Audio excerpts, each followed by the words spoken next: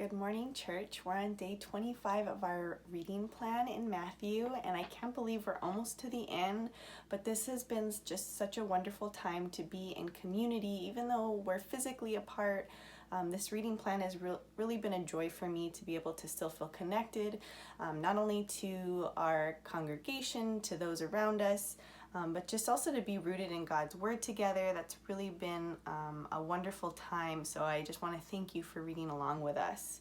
So I was reading through Matthew 25, and there's a few parables that come up in Matthew 25, and it really is highlighting this idea of stewardship. And Jesus is showing us what it means to be a good steward over things. And so if we look at this idea of stewardship, it's the job of taking care of something, right? And so Jesus is showing us how to take care of resources, of people, and he also shows us the flip side of it, right? Of what we shouldn't be doing.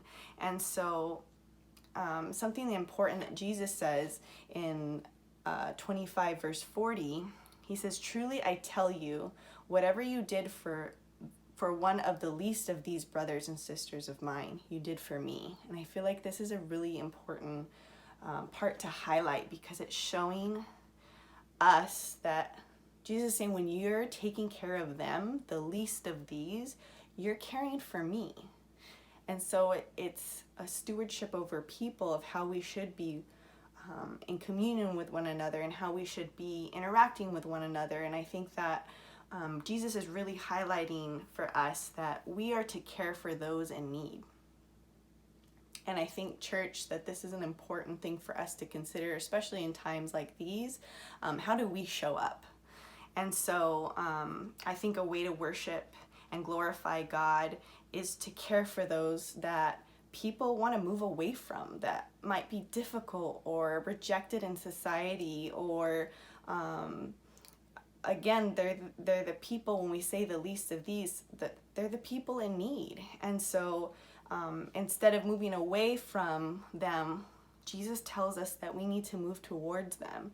And think about this radical form of love that Jesus is instilling in us and asking us to model among one another. And so it's really inspiring to think that if Jesus calls us to care over these things, he is calling us toward the least of these. And my question for you is, are you answering that call?